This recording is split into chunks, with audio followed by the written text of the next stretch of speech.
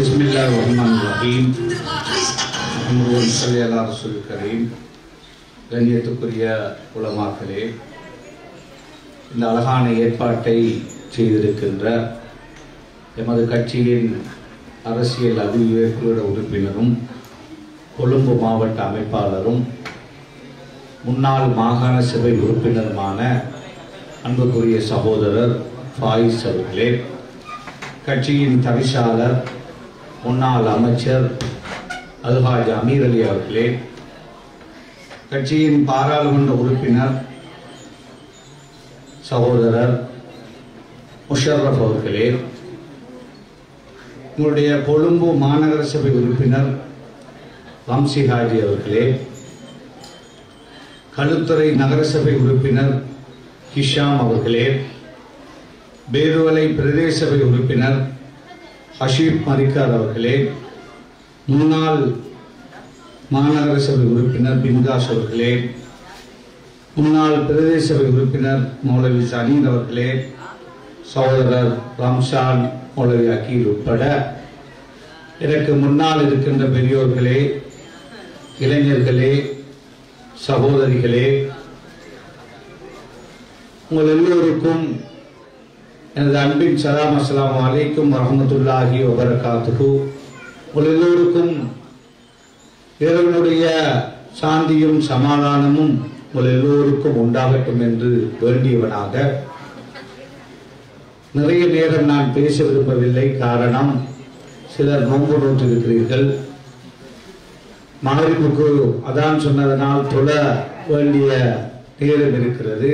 மிக சுருக்கமாக ஒரு சில விஷயங்களை சொல்லி முடிக்கலாம் என்று எண்ணுகின்றேன்.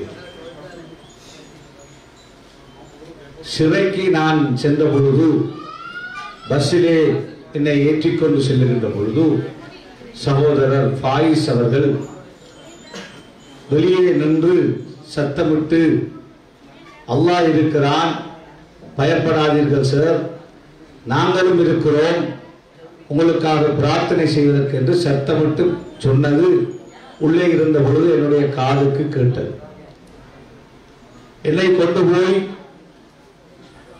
பள்ளஞ்சேனை என்ற நீர்கொழும்பிலே ஒரு காமரையிலே போட்டு மூடினார். படுப்பதற்கு பாய் வரவும் இல்லை, ஒரு தலையணையும் இல்லை, வெளிச்சமும் இல்லை. சுத்தி வர நுழம்பு கடியோடு ஒரு சித்திரவதை முகாம் போலதான் அன்று இரவு கொண்டு போய் அந்த சிறையிலே, அதுவும் சிறைக்குள்ளே ஒரு சிறை, அதற்குள்ளே அடைத்து வெளியே போக முடியாது, மலசலகோடம் கூட கிடையாது. அவ்வாறான ஒரு கஷ்டத்தை ஏற்படுத்தி பயமுறுத்தி பார்த்தார். நாங்கள் யாருக்கும் பேசவில்லை. அவ்வாறு செய்த பிறகு பாராளுமன்றத்துக்கு அழைத்து செல்லுங்கள் என்று நான் சொன்ன பொழுது, முடியாது, ஏன் உங்களுக்கு கொரோனா இருக்கிறதா என்பது எங்களுக்கு தெரியாது என்று சந்தேகப்படுகிறோம் என்று சொன்னார். பிறகு உடனடியாக பிசிஆர் டெஸ்ட் செய்தார்கள், நெகட்டிவ் என்று வந்தது. அதன் பிறகு அழைத்து சென்றார்கள். ஒரு வித்தியாசமான முறையிலே தான் அழைத்து சென்றார். அசிங்கப்படுத்துவதற்காக, அவமானப்படுத்துவதற்காக அதையும் செய்து பார்த்தார். நாங்கள் செய்த குற்றம் என்ன? 30 வருஷமாக சொந்த மண்ணிலிருந்து அகதியாளாக்கப்பட்ட மக்கள் புத்தகத்திலிருந்து சொந்த ஊருக்கு போய் தனது வாக்குகளை அளிப்பதற்கு பஸ் வசதி செய்து கொடுத்ததுதான். அதை ஒரு குற்றமாக என்று அந்த அமைச்சுக்கு பொறுப்பாக இருக்கின்ற அமைச்சர் அவருடைய ஒரு ஆதரவு தேரரை அனுப்பி ஒரு பொய்யான குற்றச்சாட்டையும் எங்களையும் போட்டுத்தான் என்னை சிறையிலே அடைத்தார். ஏன் நான் இதை சொல்லுகிறேன் என்று சொன்னால், நான் சிறையிலே இருந்த பொழுது, நான் நேற்று கண்டிக்கு போன பொழுது அங்கு ஒரு மதரசாவுடைய நிர்வாகி சொன்னார், எங்களுடைய மதரசாவிலே 300 மாணவர்கள் நோன்பு நோட்டு உங்களுக்காக பிரார்த்தனை செய்தோம் என்று. அதே போல பல இடங்களுக்கு நான் செல்லுகின்ற பொழுது பல தாய்மார்கள், பலது உறவினர்கள், வெளிநாட்டிலே உள்ள நமது சமூகத்தை அதாவது சார்ந்தவர்கள் பலர் நோன்பு நோட்டு பிரார்த்தனைகள் புரிந்து சாலங்குளம் என்று வழியாக ஒரு கிராமம் இருக்கிறது. முழு கிராமம் நோன்பு நோற்று பல நாட்கள் எங்களுக்காக பிரார்த்தனை செய்தார். ஏன் எங்களை வைத்து தங்களுடைய அரசியல் இருப்புக்காக இந்த ஆட்சியாளர்கள் வருவதற்கு எங்களை பயன்படுத்தினார்கள். சிறுபான்மை கட்சிகள் ஜேவிபியாக இருக்கலாம், ஹெல உரிமையாக இருக்கலாம், தமிழ் அரசு கட்சியாக இருக்கலாம், ஸ்ரீலங்கா முஸ்லிம் காங்கிரஸாக இருக்கலாம், நமது கட்சியாக இருக்கலாம். இந்த ஜனநாயக கட்சிகளை, ஜனநாயக கட்சிகளுடைய தலைமைகளை அடக்குவது என்பது, ஒடுக்குவது என்பது, அடிமைப்படுத்துவது என்பது, அச்சுறுத்துவது, அவருடைய குரலை நசுக்குவது ஜனநாயகத்திற்கு செய்கின்ற ஜனநாயக விரோத செயலாக பார்க்கப்பட வேண்டும். ஏன் இந்த நாட்டிலே ஆயுதம் ஏந்தி போராடிய வரலாறு இருக்கிறது. 30 வருஷங்கள் தமிழ் இளைஞர்கள் எங்களுக்கு இந்த நாட்டிலே வாழ முடியாது, எங்களை நீங்கள் ஓரமாகிறீர்கள், எங்களுடைய உரிமைகளை பறிக்கிறீர்கள், எங்களை வாழ விட மாட்டிருக்கிறீர்கள், எங்களுடைய கடைகளை, கொழும்பிலே சொத்துக்களை எரித்தீர்கள். 83 எங்களுக்கு இருந்த யாழ்ப்பாண லைப்ரரி ஒரு பெரும் சொத்து, கல்வி சொத்தை எரித்தீர்கள். 56 சிங்களமும் தமிழும் இந்த நாட்டிலே அரசமொழியாக இருக்க வேண்டும் என்று தமிழ் சமூகம் கேட்டபொழுது, இல்லை இல்லை, சிங்களம் மட்டும்தான் இந்த நாட்டுடைய தேசிய மொழியாக வர வேண்டும் என்று அடம் பிடித்தீர்கள். அதனுடைய விளைவுதான் 30 வருஷ யுத்தம்,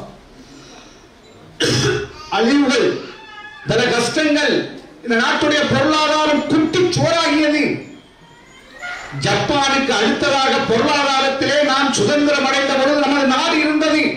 ஆனால் இன்று நமது நாட்டுடைய நிலைமை, டாலருடைய வெறுமதி 200 தாண்டி செல்லுகிறது. சிலர் சொல்லுகிறார்கள் 300 வரை செல்லும் என்று. பொருட்களுடைய விலை கேட்க முடியாமல், பார்க்க முடியாமல் இருக்கிறது. வாழ முடியாமல் தத்தளிக்கிறார்கள். ஒரு நேரம் சாப்பாடு இல்லாத குடும்பங்கள் ஒரு நேரம் 2 நேரம் பட்டினியோடு வாழுகின்ற நிலை இந்த நாட்டிலே வந்திருக்கிறது. இதை இவ்வாறான ஒரு நிலை வந்தும் ஆட்சியாளர்களிலே இருக்கின்ற ஒரு சில அமைச்சர்கள் துவேஷத்தை மூலதனமாக, இனவாதத்தை மூலதனமாக வைத்து இன்னும் அரசியல் செய்கிறார்கள் என்றால் அவர்களுக்கு இந்த நாட்டை பற்றி கவலை இல்லை, நாட்டுடைய பொருளாதாரத்தை பற்றி கவலை இல்லை, நாட்டிலே பசியோடு பட்டினியோடு வாழ்கின்ற ஏழைகளை பற்றி கவலை இல்லை. தங்களுடைய அரசியல் இருப்புக்காக, தங்களுடைய அரசியல் எதிர்காலத்துக்காக, தங்களுடைய நலனுக்காக மட்டும் 70 வருஷமாக இந்த நாட்டை குட்டிச் சோறாக்கிய இனவாதிகள், பேரினவாதிகள், அவ்வாறான இனவாதிகளுடைய எச்சங்கள் தான் இந்த அரசியலும் ஒரு சில இருந்து கொண்டு இன்று ஒவ்வொரு கருத்துக்களை சொல்லுகிறார்கள்.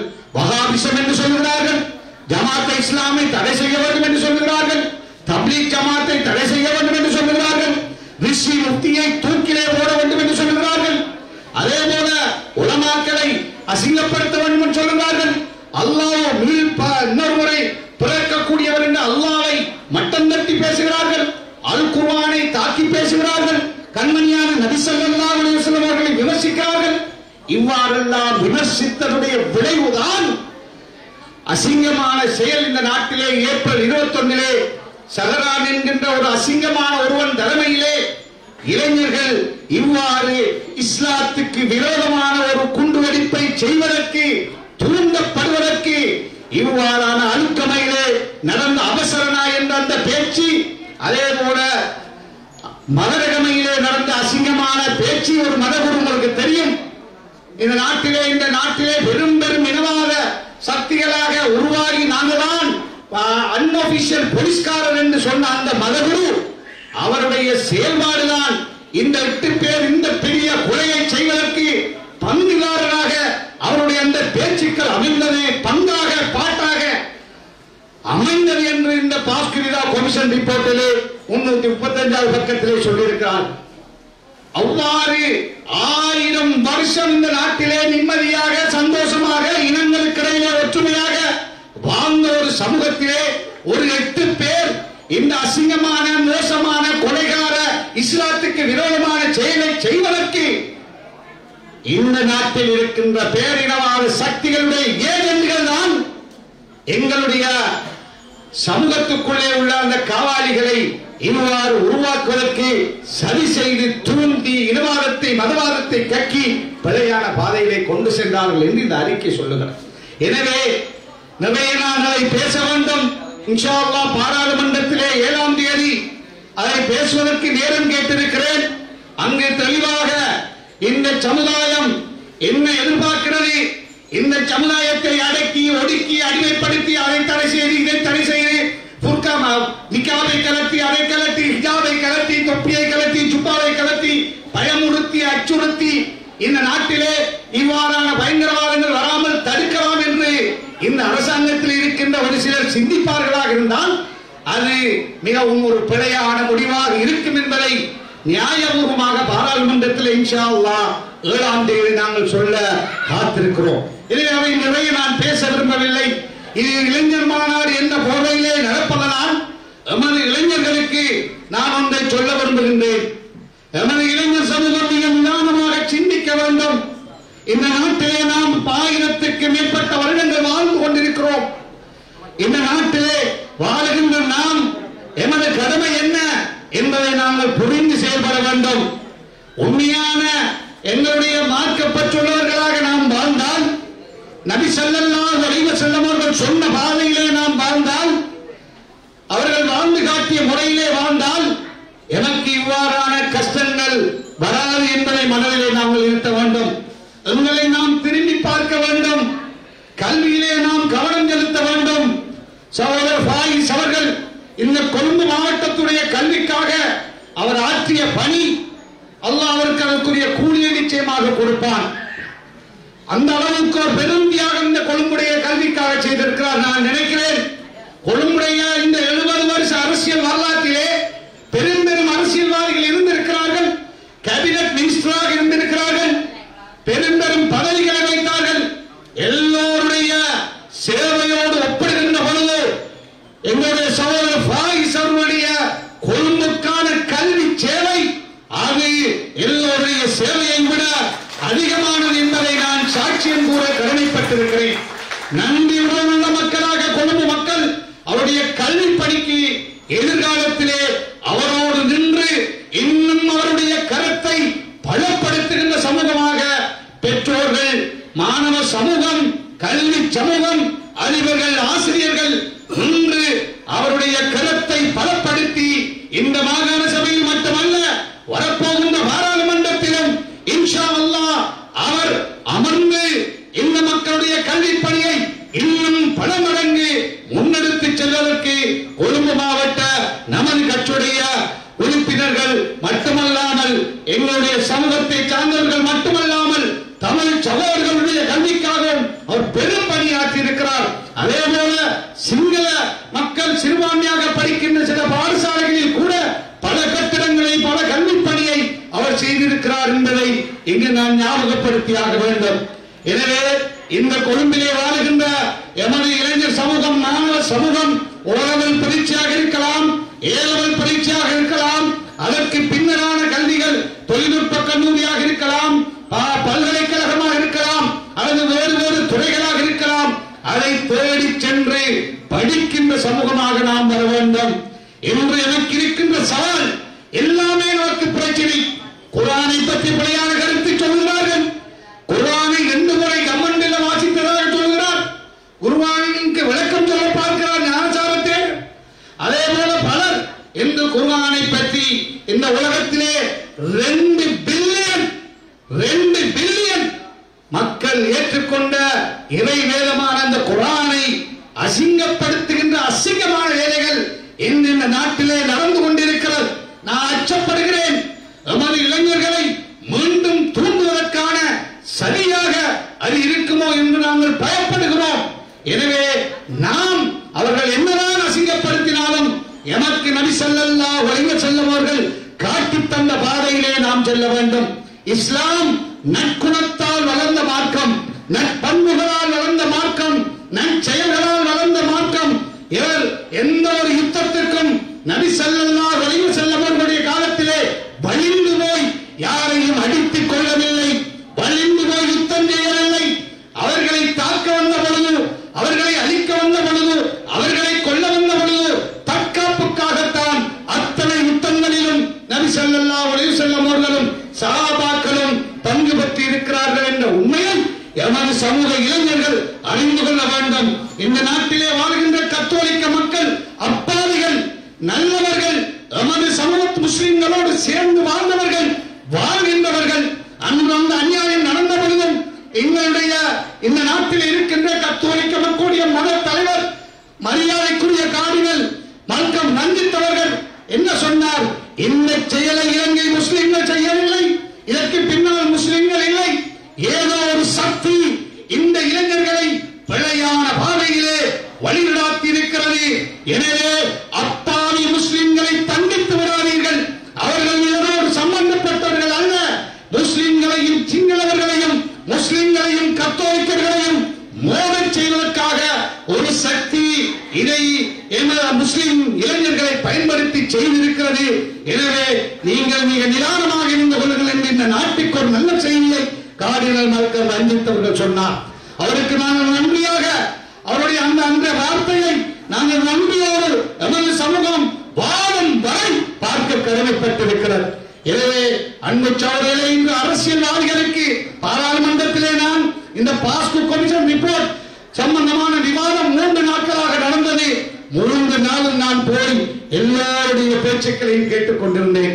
பாராளுமன்றத்திலே அமர்ந்து கேட்டுக் கொண்டிருந்தேன். என்ன பேசுகிறார்கள், அவருடைய உள்ளத்திலே என்ன இருக்கிறது, எமது சமுதாயத்திலே என்ன எதிர்பார்க்கிறார்கள், நாம் எமது சமுதாயத்தை எவ்வாறு வழிகாட்ட வேண்டும் என்பதற்காக 3 நாட்கள் காத்துக்கொண்டு பார்த்துக் கொண்டிருந்தோம், கேட்டுக் கொண்டிருந்தோம். இன்ஷா அல்லாஹ் கடைசி நாள் வருகின்ற 7ஆம் தேதி நான் பேச இருக்கிறேன். அவ்வாறு அந்த பேச்சிலே அவர்களுடைய அந்த கேள்விகளுக்கான பதிலையும் எமது சமுதாயத்துடைய எதிர்பார்ப்பையும் இந்த அரசாங்கம் எம்மை அடக்கி பயமுறுத்தி சிறைப்படுத்தி எமக்கு ஒரு நியாயம், இன்னொருவருக்கு ஒரு நியாயம், எமக்கு ஒரு நியாயம், மற்ற மதத்தவர்களுக்கு ஒரு நியாயம் என்று நடப்பது அரசியல் அமைப்புக்கு முரணானது. அவ்வாறு கடந்த காலங்களிலே நடந்ததனால் தான் தமிழ் இளைஞர்கள் தனிநாடு கேட்டார்கள். அதே போல முஸ்லிம்கள் முஸ்லிம்களாக, கத்தோலிக்கர்கள் கத்தோலிக்கர்களாக, இந்துக்கள் இந்துக்களாக, பௌத்தர்கள் பௌத்தர்களாக இந்த நாட்டுடைய பிரஜைகள் என்ற எண்ணத்தோடு வாழுகின்ற ஒரு சூழலை அரசாங்கம் ஏற்படுத்த வேண்டுமே ஒழிய எல்லோருடைய உடையை இவ்வாறு உடுத்த வேண்டும் என்று தீர்மானிப்பது என்பது சர்வதேச மனித உரிமை சட்டங்களை மீறுகின்ற செயல் என்பதை இந்த நாட்டிலே இன்று அவசரமாக அறிக்கை விடுகின்ற அமைச்சர்கள் சிந்திக்க வேண்டும்.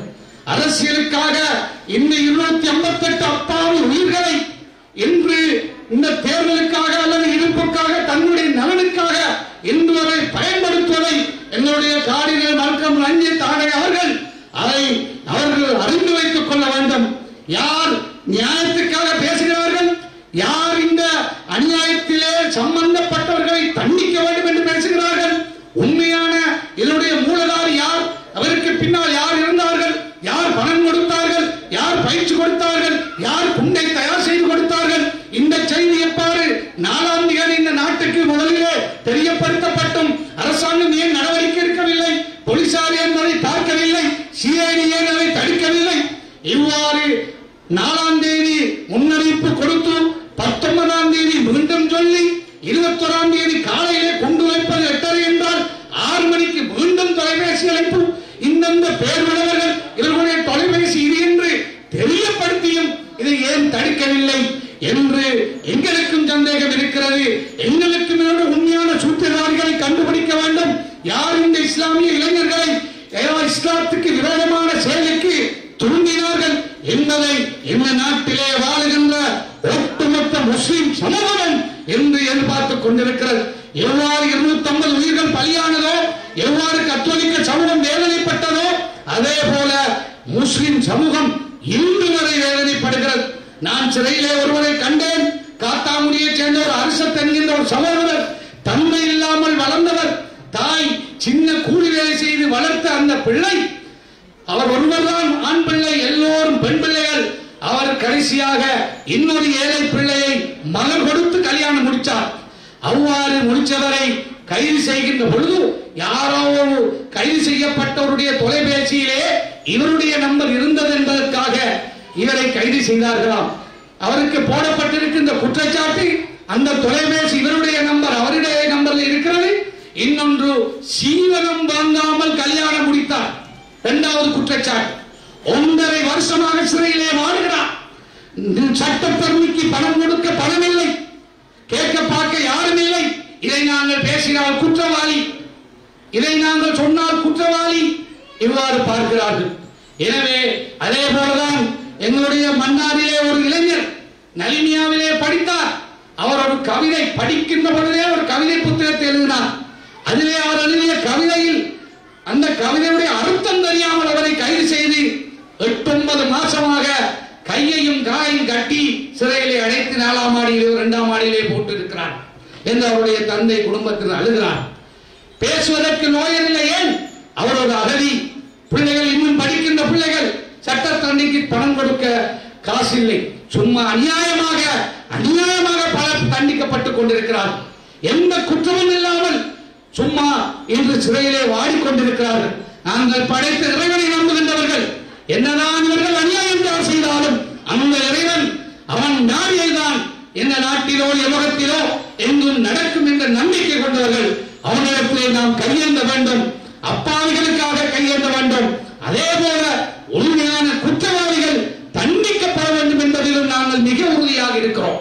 எனவே இங்கு எமது இளைஞர் சமூகத்துக்கு நான் சொல்லி வைக்க விரும்புவது, மிக நிதானமாக நடந்து கொள்ளுங்கள். என்னை தூண்டுகிறார்கள் என்பதற்காக, மார்க்கத்தை பேசுகிறார்கள் என்பதற்காக, இறைவனை சாடுகிறார்கள் என்பதற்காக நாம் எங்களுடைய நம்பி காட்டிய வழிக்கு மாறாக இவ்வாறான மோசமான செயல்களுக்கு எந்த காலத்திலும் நாம் துணை போய்விடக் கூடாது. சரியான பாதையை நோக்கி பலர வேண்டிய, செல்ல வேண்டிய, பயணிக்க வேண்டிய தேவைப்பாடு இருக்கிறது. கடுமையாக நீங்கள் எங்களுடைய நேரத்தை வீணடித்து விடாதீர்கள். இளைஞர் சமூகம் எந்த அதிகமானவர்கள் சோசியல் மீடியாக்களிலே சண்டை பிடிப்பதை நாங்கள் பார்க்கிறோம். அவர் கபூர் வணங்கி, இவர் அந்த தௌஹீத், இவர் அந்த கொள்கை, இவர் இந்த கொள்கை என்று ஒருவரை ஒருவர் பேசுகின்ற, விவாதிக்கின்ற ஒரு நிலையை நாங்கள் பார்க்கிறோம். நாங்கள் உண்மையானவர்களாக இருந்தால், நபியுடைய பாதையை பின்பற்றுகின்றவர்களாக இருந்தால் ஏன் நாங்கள் சண்டை பிடிக்க வேண்டும்? நபி ஸல்லல்லாஹு அலைஹி வஸல்லம் அவர்களை வளர்த்த சிறிய தந்தை அபூ தாலிப் அவர்களுக்கு நபி ஸல்லல்லாஹு அலைஹி வஸல்லம் அவர்களால் ஹிதாயத்தை பெற்றுக் கொடுக்க முடியவில்லை என்றால், இஸ்லாத்துக்குள்ளே எடுக்க முடியவில்லை என்றால், நாம் அடிபிடிப்படுவதால், நாம் போய் கபரை உடைப்பதால், நாம் போய் அவர்களுக்கு குந்தகம் விளைவிப்பதால், நாங்கள் அவர்களை சாடுவதால், அவர்களுக்கு எதிராக ஆர்ப்பாட்டம் செய்வதால், அவர்களுக்கு எதிராக மேடை போட்டு பேசுவதால், அவர்களுடைய உள்ளங்களை உடைப்பதால் என்ன நடக்கப் போகின்றது என்பதை இந்த சமூகம் உணர வேண்டும். உலமா சபையை மிக மோசமாக விமர்சிக்கிறார்கள். உலமா சபையுடைய தலைவர் இன்று மிக மோசமாக விவாதிக்கப்படுகிறார், விமர்சிக்கப்படுகிறார். உலமா சபை என்பது சம்பவத்துக்கு வேலை செய்கின்றவர்கள் அல்ல. அவர்களும் ஒரு அமைப்பு. அவர்கள் அவர்களுடைய லெவலுக்கு மேலே போய், அவர்களுடைய எல்லைக்கு மேலே போய் எத்தனையோ நல்ல பணிகளை செய்கிறார்கள். இந்த நாட்டிலே மக்தபை கொண்டு வந்து ஒரு கொள்கையின் ஊடாக ஒரு கட்டுப்பாட்டுக்குள்ளே, ஒரு சிலபஸுக்குள்ளே மதரசாக்கள் வந்தது. அதே போல இன்று கல்விக்காக, கொழும்பிலே கல்விக்காக பல பணிகளை ஜம்மியத்துல் உலமா செய்கிறார்கள். எனவே நாம் அவர்களை காட்டிக் கொடுக்கின்ற, நாம் அவர்களை மோசமாக விவாதிக்கின்ற பொழுது அல்லாஹ்விடத்தில் நாங்கள் மாட்டிக்கொள்வோம். யாரையும் குறை பேசுவதற்கு, யாரையும் அவமானப்படுத்துவதற்கு, யாரையும் அசிங்கப்படுத்துவதற்கு எங்களுக்கு எந்த உரிமையும் கிடையாது என்பதை ஒவ்வொரு நமது சகோதரர்களும் உணர்ந்து கொள்ள வேண்டும். மிக நிதானமாக பயணிக்க வேண்டிய ஒரு தேவைப்பாடு இருக்கிறது. இது ஒரு அரசியல் கூட்டமாக இருந்தாலும் இந்த சமூகம் இந்த நிலையிலே இங்கு வந்தவர்களுக்காக மட்டுமல்ல, பல்லாயிரக்கணக்கானவர்கள் இந்த சோசியல் மீடியாவிலே இதை கேட்டுக் கொண்டிருக்கிறார்கள், அல்லது பார்த்துக் கொண்டிருக்கிறார்கள், பார்ப்பார்கள். எனவே எல்லோருக்கும் சேர்ந்துதான் சொல்கிறேன், நாம் எதற்காக படைக்கப்பட்டோம்? இவ்வளவு காலம் நிம்மதியாக வாழ்ந்த ஒரு சமூகம், நடுநிலை சமூகம், சமத்துவமாக வாழ்ந்த சமூகம், நம்மை பற்றி நல்ல பெயர் இருந்தது. ஆனால் இந்த 8 பேர் செய்த அநியாயத்தினால் இந்த 8 பேரை தூண்டுவதற்கு இந்த பெரும்பான்மை இடத்திலே சில ஏஜெண்டுகள், அதாவது யுத்தம் முடிந்த 2009க்கு பிறகு இந்த நாட்டுக்குள்ளே இந்த சதிகளை எல்லாம் செய்து அழுக்கமையிலே போய் கொண்டு, மகரகமையிலே போய் அடித்து, நோலிவித்தை எரித்து, எங்கே பெசண்டாக்கை எரித்து, அங்கே லாச்சான்ஸை எரித்து, அதே போல பல அழிவுகளை தம்புளையிலே உடைத்து, கிரேன்பாஸிலே பள்ளியை உடைத்து, எங்களுடைய ஒரு சிலரை பிழையான பாதைக்குள்ளே தள்ளுவதற்கு எவ்வாறு சதி செய்தார்களோ அதைவிட பல மடங்கு சதி எதிர்காலத்திலும் செய்யலாம்.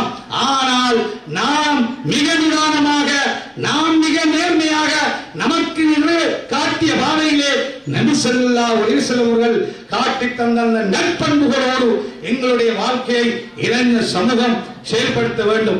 இன்று இப்ராஹிம் ராஜா பிள்ளை 2 பெற்றதற்காக இன்று அவர் சிறையிலே படுகின்ற வேதனையை பாருங்கள். இந்த 8 பேர் செய்ததற்காக பல நூறு, நான் சொன்ன அந்த ஹிஜாஸ் ஹிஸ்புல்லா லோயர் இன்று எவ்வளவு கஷ்டம். ஒவ்வொருவராக விவரித்துக் கொண்டு செல்லலாம். இந்த 8 பேர் செய்த அநியாயம் எத்தனை வர்த்தகர்களுக்கு பிரச்சனை. மின்வாங்குறையிலே கொற்றாங்குறையிலே ஒரு சகோதரர் ஒரு வாகனத்தை வைத்து தொழில் செய்கின்ற சகோதரர் அவர்களுடைய வாகனத்தை எடுக்க உள்ள வெளியே போன பொழுது ஒரு இந்த இனவாத கள்ளர் கூட்டம் 7-10-15 நாட்களுக்கு பிறகு போய் அவரை வெட்டி அசித்தூத்தி கொள்ளுத்து பிள்ளைகள் 3 பேர் பார்த்துக் கொண்டிருக்க கொலை செய்தார். எத்தனையோ பில்லியன் கடைகளை குருநகரையிலே, ஹெட்டிப்பாளையிலே, மின்வாங்குறையிலே எரித்தார். யார் இவர்கள்? இவர்களுக்கு யாருக்கும் தண்டனை கிடையாது. அவர்களுக்கு எந்த சிறையும் கிடையாது. இந்த எல்லா சட்டமும் எங்களுடைய சமூகத்தை நோக்கித்தான் நகர்ந்து கொண்டிருக்கிறது. அதற்காக நாங்கள் சண்டித்தனமாக, அதற்காக நாங்கள் சட்டவிரோதமாக செயல்பட வேண்டும் என்று நான் சொல்லவில்லை. நிதானமாக செயல்பட வேண்டும். எமது வர்த்தக சமூகம் அவர்களுடைய பங்களிப்பை இந்த இளைஞர் சமுதாயத்துடைய இந்த நல்ல நடவடிக்கைகளுக்காக நேர்மையான பாதையை கொண்டு செல்வதற்காக செலவழிக்க வேண்டும். அதே போல உலமாக்கள் அவர்களுடைய பணியை இந்த சமூகத்தை வழிகாட்டுவதற்காக அவர்கள் செய்கிறார்கள். இன்னும் இந்த சமூகத்தை சரியாக வழிகாட்ட வேண்டும். அதே போல முஸ்லிம் கட்சிகள் அல்லது சிறுபான்மை கட்சிகள் இன்று தமிழ் அரசு கட்சி நாட்டாக பேசுகிறது. சுமந்திரன் பேசுகிறார், சாணக்கியன் பேசுகிறார்.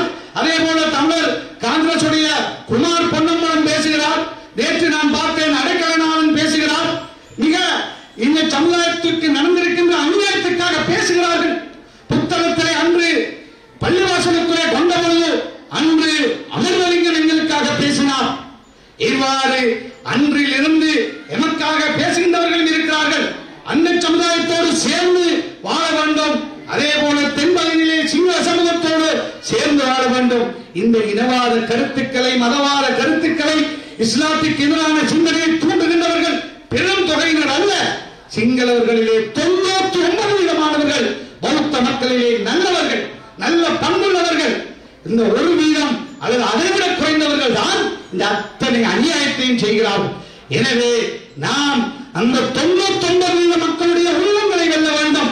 இந்த 8 பேர் செய்த அசிங்கத்தினால், இந்த அநியாயத்தினால் 99% நல்ல மக்களும் எம்மை பார்த்து, எமது தொப்பியை பார்த்து, எமது ஜுப்பாவை பார்த்து, எமது ஹிஜாபை பார்த்து, எமது அரசியல்வாதிகளை பார்த்து, எமது உலமாக்களை பார்த்து சந்தேகப்படுகின்ற, அச்சப்படுகின்ற அல்லது மாற்று கருத்தோடு பார்க்கின்ற ஒரு நிலை ஏற்பட்டு விட்டது. அவ்வாறான ஒரு நிலை மிக 2 வருஷம் முடிந்தும் இன்னும் நாங்கள் அதிலிருந்து அகவில்லை. ஒரு கட்சியுடைய தலைவர் நான், ஒரு சிறுபான்மை கட்சியுடைய தலைவர், அகதி சமூகத்தில் இருந்து வந்த நான் எந்த அளவுக்கு இந்த குண்டுவெடிப்புக்கு பின்னால் சித்திரவதைப்படுத்தப்பட்டேன். எனக்கும் பிள்ளைகள் இருக்கிறார்கள். பிள்ளைகள் பாடசாலை செல்ல வேண்டும். இந்த 2 டிவி, இந்த நாட்டில் இருக்கின்ற 2 டிவியை திறந்தால் எவ்வளவு மோசமான பொய்களை பரப்பினார்கள். சிங்கள மக்கள் பார்க்கின்ற, அதிகமாக பார்க்கின்ற மக்களுக்கு அந்த பொய்யான செய்திகள் தான் போனது. ஒரு அரசியல் ஜனநாயக கட்சியுடைய தலைமையை செய்யாத குற்றத்தை சுமத்தி இந்த அரசியலில் இருந்து ஓரப்படுத்தி சிறையிலே கொண்டு போய் போட்டு அல்லது இந்த அரசியலிருந்து ஒதுக்குவதற்காக துரத்துவதற்கு சதி செய்வது என்பதை ஒரு நாட்டுக்கு நல்லதல்ல. ஒரு ஜனநாயகத்தை விரும்புகின்ற நாட்டுக்கு நல்லதல்ல. இன்று உலகம் இலங்கையை பார்த்துக் கொண்டிருக்கிறது. ஐநாவிலே பிரேரணை பாஸ் ஆகி இருக்கிறது. எல்லாவற்றையும் மன்னிக்க பண்ணுவதற்காக 12 பேர் நியமிக்கப்பட்டிருக்கிறார்கள். எனவே இந்த அரசாங்கம் தன்னை திருத்தவில்லை என்றார். நாங்கள் அரசாங்கத்தில் எல்லாவற்றையும் இருக்கின்றவர்கள் அல்ல. அதற்காக எமது கட்சியிலே 20க்கு கை வைத்தவர்களை நாங்கள் ஏற்றுக்கொள்ள மாட்டோம். அவர்கள் இந்த சமுதாயத்துக்கு எந்த ஒரு நல்ல விஷயத்தையும் பேசாமல் கட்சியுடைய தலைமையை ஒருபுறம், தலைமைக்குரிய தலைமை செய்ய வேண்டிய கடமையை, தலைமைக்குரிய மரியாதையை, தலைமைக்குரிய அந்தஸ்தை ஒதுக்கி வைத்துவிட்டு பல லட்சம் மக்கள் இந்த கட்சிக்கும் தலைமைக்கும் அங்கீகாரம் தந்த பொழுது எந்த நிபந்தனையும் இல்லாமல் இந்த சமுதாயத்திற்கு ஒரு இக்கட்டான காலத்திலே எங்களுடைய மையத்துக்கள் எரிக்கப்பட்டுக் கொண்டிருக்கின்ற பொழுது அந்த கை கையை உயர்த்த முன்னர் ஆக குறைந்தது இந்த மையத்துக்களை எரிப்பதையாவது நிறுத்துவதற்கான சேக்குகளை தாருங்கள் என்று கேட்டுவிட்டு கையெழுத்திருந்தால் கூட இந்த சமூகம் மன்னித்திருக்கும். அந்த கையெழுத்திய பிறகு 150 மையத்துக்கள் எரிக்கப்பட்டது. எங்களுடைய ஊரிலே சொந்தக்காரர்களுடைய மையத்துக்களும் எரிக்கப்பட்ட பொழுது சிலாவத்துறைய அஜ்மையில் என்கின்ற ஆர்வலர் எரிக்கப்படுகின்ற பொழுது அந்த பிள்ளைகளுடைய பிள்ளைகள் எடுத்து அழுவை புத்தகத்திலே ஒருவருடைய மையத்தை இருக்கின்ற பொழுது ஒரு ஆசையை எடுத்து அழுகை எங்களுடைய உள்ளத்தை எங்களால் ஒன்றும் செய்ய முடியாத நிலை. அரசியல் தலைமை நான் இருக்கிறேன், கட்சியுடைய தலைமை இருக்கிறேன், எங்களோடு எந்த ராஜபட்சமும் பேச வரவில்லை. இவர்களே தனியே போய் இருவருக்கும் கையை வைத்துவிட்டு எந்த விஷயத்தையும் பேசாமல் ஒரு அசிங்கத்தை செய்தார்கள். 2 பேர் நமது கட்சியிலே அந்த பாவத்தை செய்தார்கள். நாம் அவர்கள் நினைத்துக் கொண்டிருக்கலாம், ஓட்டு போடுவதால் அபிவிருத்தி செய்வதால் அல்லது வேறு வேலை செய்வதால் வேலை வாய்ப்பு கொடுப்பதால் பெரிய சாதனை என்று நினைக்கலாம். இது சாதனை அல்ல. அவ்வாறு ஒரு கட்சி, பல லட்சம் வாக்காளர்கள் உள்ள கட்சி, ஒரு சிறுபான்மை கட்சி, சமூகத்தின் விடுதலைக்காக வந்த கட்சி, முதலிலே சமூகத்துடைய நம்பிக்கைக்குரிய கட்சியாக, சமூகத்துடைய நம்பிக்கையை பாதுகாக்கின்ற இயக்கமாக, சமூகம் நம்பி அளித்த வாக்களுக்குரிய பாதுகாப்பை, இருப்பை, அபிவிருத்தியை கட்சி தலைவர்கள் தலைமையிலே பேசி நியாயபூர்வமாக நேர்மையாக பெற்றுக் கொடுக்கின்ற பாராளுமன்ற உறுப்பினர்களாக இருக்க வேண்டுமே ஒழிய, மாகாண சபை உறுப்பினராக இருக்க வேண்டுமே ஒழிய, அல்லது பிரதேச சபை தலைவராக உறுப்பினராக இருக்க வேண்டுமே ஒழிய, தனித்தனியாக பேசி இந்த கட்சியுடைய கட்டுக்கோப்பை சமூகத்தின்பால் இந்த கட்சிக்கு இருக்கின்ற நம்பிக்கையை இழக்க செய்கின்ற அசிங்கமான வேலையை செய்வதை ஒருபோதும் இந்த கட்சியுடைய தலைமை அதை சரியாக நியாயப்படுத்த தயாரில்லை என்பதை இந்த இடத்திலே நான் சொல்லி வைக்க விரும்புகின்றேன். எனவே என் அன்பு சமூகம், இதை கேட்டுக் கொண்டிருக்கின்ற இளைஞர் சமூகத்துக்கு, எங்களுடைய சகோதரருக்கு நான் சொல்வதெல்லாம் மிக நேர்மையாக, நிதானமாக நாங்கள் எங்களுடைய பாதையை வகுக்க வேண்டும். கல்வியிலே கவனத்தை செலுத்துங்கள், கடுமையாக உழைத்து முன்னேற பாருங்கள். இன்னொருவருடைய கையை எதிர்பார்த்திருக்கின்ற சமூகமாக வேண்டாம், நாம் முன்னேற வேண்டும். ஒவ்வொரு பில்லியனரை எடுத்து பாருங்கள், ஒவ்வொரு பெரியவர்களை எடுத்து பாருங்கள், எல்லோரும் வறுமையின் அடிமட்டத்தில் இருந்தவர்கள் தான் என்று பெரியவர்களாக வந்திருக்கிறார்கள், பெரும் செல்வந்தர்களாக வந்திருக்கிறார்கள், பெரும் அரசியல்வாதிகளாக வந்திருக்கிறார்கள், பெரும் பெரும் பெரும் துறையிலே பெரிய கல்விமான்களாக வந்திருக்கிறார்கள். எனவே வறுமை என்பது இறக்கும் தடை அல்ல. எனவே இருக்கின்ற இறைவன் தந்திருக்கின்ற மூளையை, அறிவை, எங்களுக்கு தந்திருக்கின்ற சக்தியை சரியான பாதையிலே கடுமையாக உழைக்க வேண்டும், நேர்மையாக பயணிக்க வேண்டும், நிறைய பாடுபட வேண்டும். நாம் அல்லாஹ் எல்லாவற்றையும் தரக்கூடியவன், அவன் கஞ்சன் அல்ல. அவனிடத்திலே நாங்கள் பெரிதை கேட்க வேண்டும், பெரிதாக கேட்க வேண்டும், முயற்சிக்க வேண்டும், நாம் முன்னேற முடியும். எனவே இன்னொருவரிடத்திலே கையேந்துகின்ற சமூகமாக, இன்னொருவரை நம்பி வாழ்கின்ற சமூகமாக அல்லாமல் நாம் எல்லா திசையிலும் நோக்கி பயணிக்கின்றவர்களாக, உலகம் விருட்சமானது, பறந்தது, பல பல மைல் தூரமானது. எனவே நாம் அவ்வாறு நீண்டதாக சிந்திக்க வேண்டும். இன்று நமது நாட்டிலே ஒரு சிலர் எங்களுடைய வியாபாரத்தை அழிக்க வேண்டும், எமது பொருளாதாரத்தை தொலைக்க வேண்டும் என்று ஒரு சில பேரினவாத சக்திகள் திட்டமிட்டு கடைகளை எரித்தார்கள். எவ்வளவு அசிங்கமான செயல்! இந்த நாட்டிலே என்று மூலதனம் இல்லை, வெளிநாட்டு முதலீடு வரமாட்டிருக்கிறது. எப்படி வருவார்கள்? எங்களுடைய அம்பாறையிலே ஹோட்டல் வெள்ளகொத்து,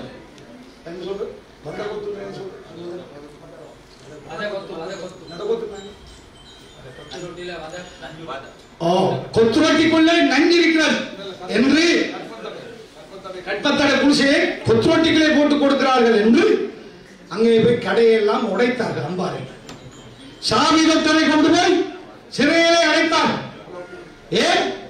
அவர் என்னமானம் செய்தாராம், ஒன்றையும் இன்று வரை நிரூபிக்கவில்லை. அநியாயமாக இன்று வரை அவர் சொத்தில்லாமல், ஒரு பெரிய டாக்டர் சொத்தில்லாமல் அலைகிறான். ஏன்? முஸ்லிம்களை பொருளாதாரத்தை அளிக்க வேண்டும், அதை திட்டமிட்டு எல்லாவற்றையும் அளித்தார்கள். அம்பாறையில் ஒரு ஹோட்டலும் இல்லை. அம்பாறையிலே முஸ்லிம்களுடைய ஹோட்டலோ கடையோ இன்று கிடையாது. ஏன்? ஒரு அடியோடு எல்லாம் மூடிவிட்டார், பள்ளிவாசலை உடைத்தார். கொத்துரோட்டியிலே விலை என்றால் பள்ளிவாசலை போய் உடைக்க வேண்டும். இவ்வாறுதான் திட்டமிட்ட சதி நடக்கிறது. இதை மிக நிதானமாக சிந்திக்க வேண்டிய தேவை அதுக்காக நாங்கள் உணர்ச்சி வசப்பட்டு நாங்களும் போய் அடிக்கின்ற, நாங்களும் போய் பழையான பாதையிலே செல்லுகின்றவர்களாக மாறிவிடாமல் இதை எவ்வாறு முகம் கொடுப்பது என்பதை திட்டமிட்டு செயல்பட வேண்டிய தேவைப்பாடு இந்த சமூகத்துக்கு இருக்கிறது. இந்த மையத்தின் விஷயத்திலே வெளிநாடுகள், நமது இஸ்லாமிய நாடுகள் மட்டுமல்ல, அமெரிக்கா, பிரிட்டிஷ், ஜெர்மன், கனடா போன்ற பல நாடுகள் நமக்காக பேசியது. கனடாவிலே, அமெரிக்காவிலே, ஜெனீவாவிலே, மத்திய கிழக்கு நாடுகளிலே, இந்தியாவிலே, அதே போல பிரான்சிலே, என்று சுவிஸிலே, எல்லா நாட்டிலும் நமது நாட்டை சேர்ந்தவர்கள் நமக்காக ஆர்ப்பாட்டம் செய்தார், பாடுபட்டார்கள், முயற்சி செய்தார்கள். முனாஜித் மௌலவி நமது கட்சியுடைய ஒரு போராளி தன்னில் தனியாக அவர்தான் இலங்கையிலே முதலாவது ஆர்ப்பாட்டத்தை வவுனியா பள்ளிக்கு முன்னால் இதற்கு எதிராக தொடங்கினார். கொழும்பிலே பல ஆர்ப்பாட்டங்கள், பல அரசியல் தலைவர்கள் கலந்து கொண்டார்கள். நான் பார்த்தேன் ஒரு வீடியோ, யாரோ 2 பேர் தான் கிடைச்சி இந்த மையத்தை அடைப்பதற்கு பெற்றோம் என்று வெட்கமில்லாமல் வீடியோவிலே போட்டதை நான் பார்த்தேன். இந்த சமூகத்துடைய அழுகை நீங்க இல்லை, எரித்த மையத்துக்குரிய குடும்பங்களுடைய கவலை நீங்கள் இல்லை, இத்தா முடியவில்லை. இவ்வளவு பெரிய தியாகம், எத்தனை பேர் நோம்பு நோற்றோம், எத்தனை துவாக்கள், எத்தனை பிரார்த்தனைகள். உலகமெல்லாம் எனக்காக பேசியது. பாகிஸ்தான் பிரதமர் வந்த பொழுது அவரும் பேசினார். எல்லாருடைய முயற்சியையும் ஒரு 2 பேர் போய் நாங்கள் தான் செய்து கொண்டு வந்தோம், நாங்கள் தான் மையத்தை அடக்கிக் கொண்டிருக்கிறோம் என்று சொல்லுவார்களாக இருந்தால் இந்த மக்கள் மடையர்கள் அல்ல. எனது நாட்டிலே வாழ்கின்ற நம்ம சமூகம் மட சமூகம் அல்ல. எனவே இளைஞர் சமூகத்துக்கு ஒரு கடப்பாடு இருக்கிறது. நீங்கள் எங்கள் மீது சந்தேகம் கொள்ளாதீர்கள், எங்களை நம்புங்கள். இந்த கட்சியுடைய தலைமை ஒருபோதும் விலை போகாது. இந்த தலைமையில மையத்தை தவிர எங்களுக்கு எந்த கஷ்டத்தை தந்தாலும், என்ன கஷ்டத்தை ஏற்படுத்தினாலும், மௌத்தை தவிர வேறு என்ன ஏற்பட்டாலும் நாங்கள் எங்களுடைய இந்த நியாயமான பயணத்திலே இந்த நாட்டிலே சிங்களவர்களும் தமிழர்களும் முஸ்லிம்களும் சேர்ந்து வாழ வேண்டும் என்று ஆசைப்படுகின்ற எங்களை போன்ற தலைமையை அழிக்க நினைக்கின்றவர்கள் 2 தரப்பில் இருக்கிறார்கள். அந்த தரப்பில் இருக்கிறார்கள், இந்த தரப்பிலே இப்பொழுது ஒரு சிலர் வந்து கொண்டிருக்கிறார்கள். அங்கே நாங்கள் பார்க்கிறோம், சாய்ந்தமருதை பற்றி பேசுகிறார்கள். சாய்ந்தமருது சகரானுடைய ஊர் என்று பேசுகிறார். இந்த அணியிலே உள்ள ஒரு அரசியல்வாதி. சகரானுடைய ஊர் காத்தாங்குடி. சரி, காத்தாங்குடி என்றால் ஊர் காத்தாங்குடி பயங்கரவாதிகளா அல்லது சாய்ந்தமருது பயங்கரவாதிகளை காட்டிக் கொடுத்து 20 பேர் தற்கொலை செய்து கொண்டு செத்த ஒரு ஊர் காட்டிக் கொடுத்தார்கள். அவர்கள் முஸ்லிம்கள் அல்ல என்பதனால் தான் காட்டிக் கொடுத்தார்கள். முஸ்லிம்கள் அனுமதிக்கவில்லை, இஸ்லாம் அல்ல என்பதனால் தான் சகரானுடைய மனைவி, தந்தை, தாய், சகோதரி எல்லோரும் மரணிக்கின்ற ஒரு நிலை சாய்ந்தபோது ஏற்பட்டது. அவர்களுக்கு நகர சபை கொடுத்து விட்டார்கள் என்று நாங்கள் அதாவது ஜனாதிபதியாக கொண்டு வர முயற்சி செய்த எங்களுடைய வேட்பாளருடைய அணியிலே இருக்கின்ற முக்கிய பதவியில் இருக்கின்ற ஒருவர் நேற்று முந்த நாள் அவ்வாறு பேசுகிறார். சரியாக தெளிவில்லாமல் பேசக்கூடாது. இதை நினைக்கிறார்கள், முஸ்லிம்களுக்கு ஏசினால், முஸ்லிம்களை இனவாதியாக காட்டினால், முஸ்லிம்களுக்கு வஞ்சம் தீர்த்தால், முஸ்லிம்களுக்கு பேசினால் வாக்கு வரும் என்று 2 தரப்பை என்று சிந்திக்கிறார். எனவேதான் நான் இந்த சமூகத்துக்கு சொல்கிறேன், நியாயமாக சிந்தியுங்கள். இன்று எம்மை போன்ற கட்சியை அழிக்க வேண்டும் என்று 2 தரப்பிலும் சரி செய்கிறார்கள். நீங்கள் நிதானமாக சிந்திக்க வேண்டிய தேவைப்பாடு இருக்கிறது. எங்களுடைய பயணம் நேர்மையானது. 20 எங்கள் விஷயத்திலே எமது கட்சியின் 2 பாராளுமன்ற உறுப்பினர்கள் செய்ததை நாங்கள் அங்கீகரிக்கவில்லை. நிச்சயமாக மக்கள் அவர்களுக்கு நல்ல பாடத்தை எதிர்காலத்திலே அந்த அவர்களை தெரிவு செய்த மக்கள் நிச்சயமாக அதை வழங்குவார்கள் என்பதிலே எந்த சந்தேகம் கிடையாது. அதற்காக நீங்கள் அவர்கள் செய்த அந்த பாவத்திற்காக தலைமையை, இந்த கட்சியை சந்தேக கண் கொண்டு பார்க்காதீர்கள். எந்த ராஜபக்சோடும் நாங்கள் பேசவில்லை, சந்திக்கவில்லை, எங்கும் சந்திக்கவில்லை. வேண்டுமென்றால் சொல்லட்டும், எங்களை சிறையிலே போட்டுவிட்டுத்தான் 20 திருத்தம் வந்தது. 20க்கு வாக்களிக்க வருவதற்கு கூட பல போராட்டத்துக்கு மத்தியிலே தான் நான் வந்து, அதுவும் வீராம்சம் போனது போல உரையை அணிந்து அசிங்கப்படுத்திய பொழுது நான் போக மாட்டேன் என்பதற்காக அவர்கள் முயற்சி செய்த பொழுது இல்லை, என்னுடைய எதிர்ப்பை காட்ட வேண்டும் என்று நான் போய் அந்த இடத்திலே எதிர்த்து வாக்களித்தேன். அன்பு சகோதரர்களே, தாய்மார்களே, நண்பர்களே, எங்களுடைய இந்த பயணத்தோடு நீங்கள் இணைந்து கொள்ளுங்கள். இது நேர்மையான பயணம், தூய்மையான பயணம். இந்த சமுதாயத்துக்கு மட்டுமல்ல, இன்று நான் இந்த மாநாட்டுக்கு வருகின்ற பொழுது மன்னாரிலே உள்ள ஒரு கத்தோலிக்க சகோதரர் சுரீதரன் என்கின்ற ஒரு சகோதரர் கோல் எடுத்து, ஏன் எங்களை எல்லாம் கூப்பிட மாட்டீர்களா சார், நாங்களும் அகில மக்கள் காங்கிரஸ் இளைஞர்கள் தான். நான் சொன்னேன், இல்லை, அது பாரிஸ் மந்திரி கொழும்பிலே செய்யும். அவ்வாறு இன்று கத்தோலிக்க இந்தி சிங்கள மக்களும் நல்லவர்கள் இந்த தலைமையை ஏற்றுக்கொண்டு இந்த கட்சியோடு பயணிக்கிறார்கள்.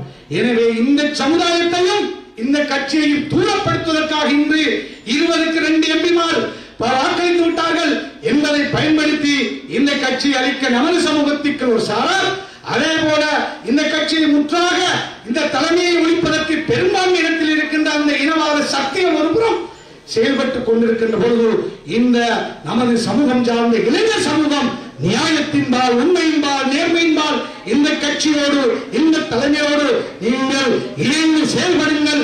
இந்த பயணம் நேர்மையான பயணம், சீரான பயணம். இது வெற்றி பெறுவதற்காக இந்த சமூகத்துக்கு வந்திருக்கின்ற பெரிய ஆபத்து பொழுது இது விளங்கவில்லை. உங்களுக்கு பெரிய ஆபத்துக்கள், ஜமாத் இஸ்லாமை தடை செய்ய வேண்டுமாம், தமிழுக்கு இல்லாமல் ஆக்க வேண்டுமாம், ஜம்மியத் உலமா தலைவரை அது செய்ய வேண்டும் என்றெல்லாம் பல வகையான அச்சுறுத்தல்களுக்கு மத்தியிலே நாங்கள் வாழுகிறோம். எனவே இதற்கு எவ்வாறு நாங்கள் மூலம் கொடுப்பது என்பதை நாங்கள் உலமாக்களோடு அரசியல் தலைவர்கள் என்ற வகையிலே நாங்கள் நிறைய செய்து கொண்டிருக்கிறோம். மீடியாக்களிலே நாங்கள் சொல்லாவிட்டாலும் வெளிநாட்டிலே உள்ளவர்களோடு ஜூமிலே பல கூட்டங்கள் எங்களோடு சகோதரர் ஆசாத் சாலி அவரும் பல முயற்சிகளை இந்த மையத்துக்காக மட்டுமல்ல அடக்குமுறைகளுக்காக எங்களோடு சேர்ந்து செயல்பட்டவர்.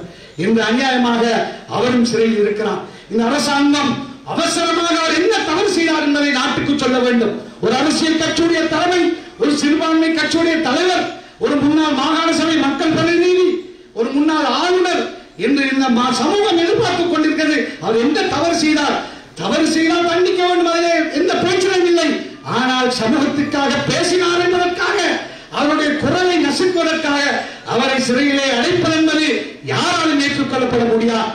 எனவே அரசாங்கத்திலே கேட்கிறோம், அவசரமாக அவருடைய விசாரணையை செய்து அவர் நிரபராதி என்றால் அவரை உடனடியாக விடுதலை செய்ய வேண்டும் என்று அகில இலங்கை மக்கள் காங்கிரஸ் கட்சி இந்த சமூகம் சார்பாக கேட்டு நிற்கிறது.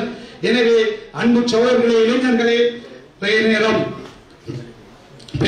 பேச முடியாது, நேரம் சென்று கொண்டிருப்பதனால் சகோதரர் ஃபாயிஸ் அவர்களுக்கு நன்றி சொல்கிறேன்.